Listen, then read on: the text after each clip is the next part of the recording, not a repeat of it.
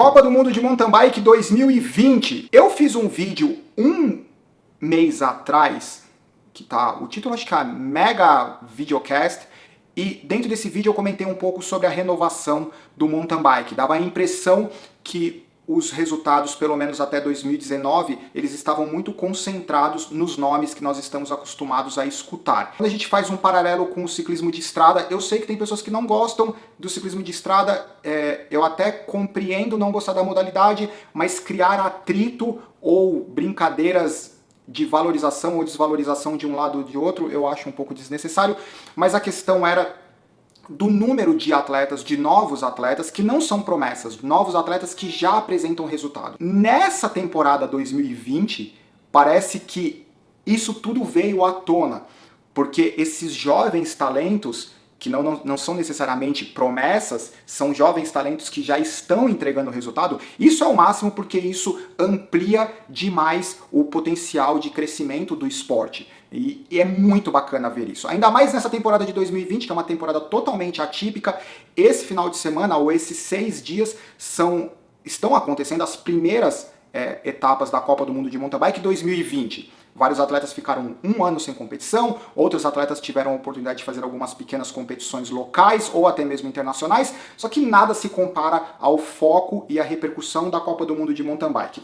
Tendo dito isso, a gente precisa lembrar que essas competições, elas continuam oferecendo pontos para o ranking da UCI, só que não haverá o campeão da Copa do Mundo de Mountain Bike 2020. Isso faz com que estrategicamente atletas eles tendem a encarar essas etapas de forma completamente distinta, porque como não existe o acúmulo de ponto para se tornar o campeão da Copa do Mundo 2020, fica muito mais fácil você estar indo mal numa prova e você fala assim, eu vou descansar, eu não vou fazer força, porque isso não vai me ajudar a acumular ponto, eu vou guardar energia para a próxima etapa, que é daqui 2 dias. Em contrapartida, vários ciclistas eles vão dar tudo que eles podem para fazer um ótimo resultado, porque se eles não tiverem um resultado, aquilo não vai influenciar, eles têm outro dia para tentar um outro resultado. Então a gente precisa ter isso em consideração. Em relação ao feminino, a grande surpresa, e super feliz, eu sempre, como admirador do esporte, eu sempre gosto de ver esses novos nomes aparecendo. A Loana Leconte, francesa, que teve a sua primeira participação na Elite, no short track ela ficou em terceiro, e para fazer o resumo do resumo, hoje ela teve uma participação incrível no cross country feminino, que teve uma largada super tensa, teve uma queda no começo, mas a Loana Leconte, a francesa, ela estava imbatível, com uma super postura. É até engraçado, porque no short track, quem tinha essa mesma postura de tranquilidade super forte era a Pauline Ferrand-Prévot, a atual campeã mundial, também francesa, que estava na segunda colocação. Após o momento que a Loana conseguiu abrir um pouco o gap, era difícil para Pauline Ferrand-Prévot conseguir fechar o gap. A Terpstra estava na terceira colocação.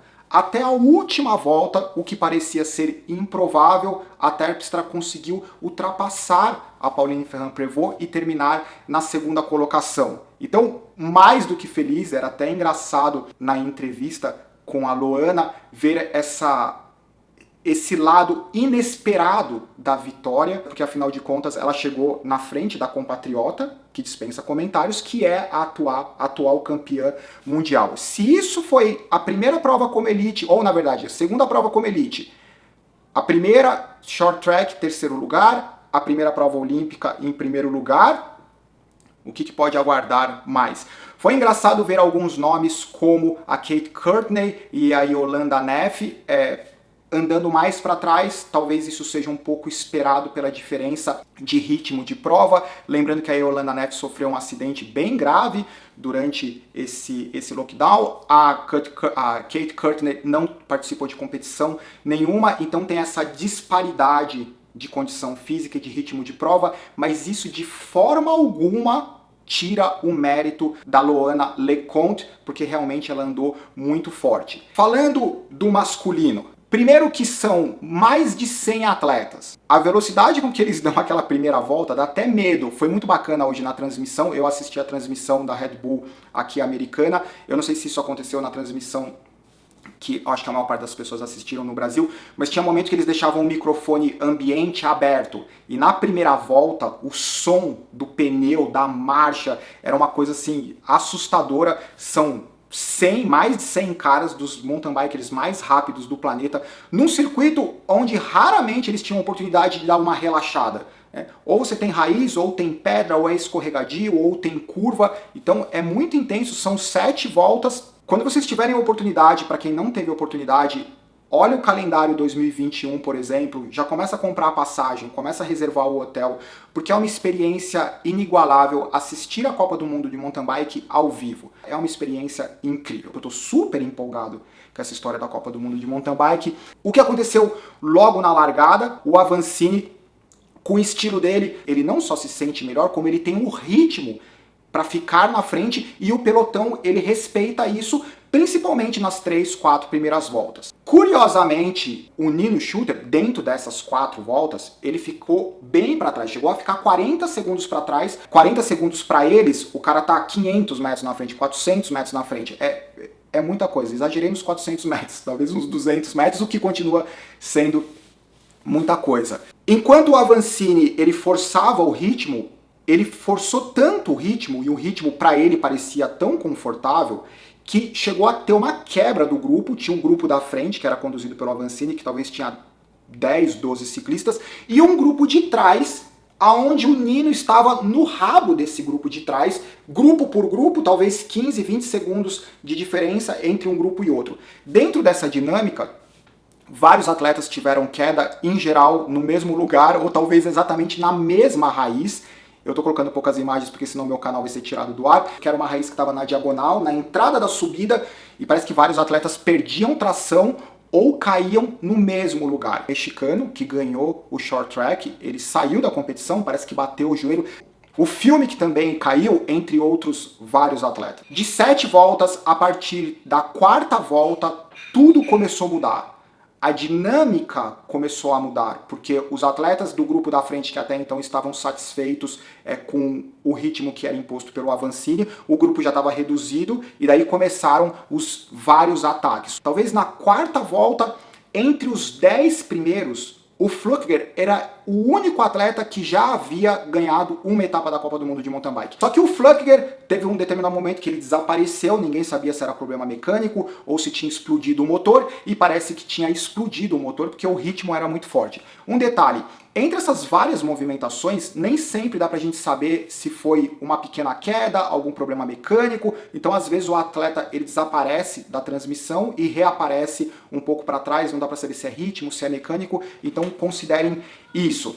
O surpreendente foi o Nino, a partir da 4ª, 5ª volta, das 7 voltas, ele começou a ressurgir, e durante a transmissão inteira, todo mundo imaginou que ele ia, eu também imaginei que ele falou assim, pra que eu vou ficar sofrendo? Não vai fazer diferença nenhuma, não vai acumular ponto para essa Copa do Mundo de mountain bike, eu não vou ser campeão, pra que eu vou sofrer?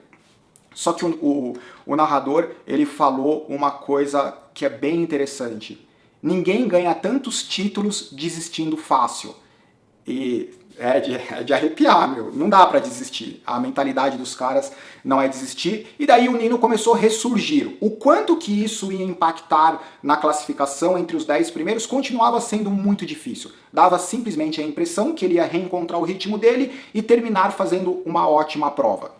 Ele foi recuperando o tempo, e enquanto isso começaram a aparecer outros atletas que poderiam fazer a diferença, e o Avancini ele começou a perder um pouco de tempo, mas ele sempre encontrava perna e fôlego para se reconectar com o grupo da frente. Quando ele se reconectava com os 2, 3 da frente, ele ia para frente, o que dava a impressão que isso demandava muita energia, ainda mais considerando que as primeiras 4 voltas, talvez 95% do tempo, ele que tenha ficado na frente.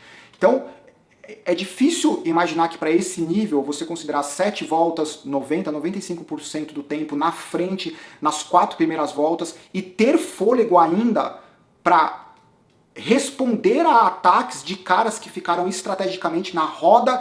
É bem complicado, mas enfim, é o estilo que o Avancini se sente confortável, e e é o estilo que ele gosta de imprimir o ritmo, e o pelotão respeita e permite com que ele faça isso. De forma estratégica ou não, os outros atletas falam assim, ok, a gente entende que você gosta de andar na frente, anda na frente. Na hora que se estabelece a competição, as coisas começam a mudar um pouco. Apareceram dois caras que eu acho que a maior parte de nós a gente não conhece, o Andressen, o dinamarquês, e o Milan Vader, que é holandês.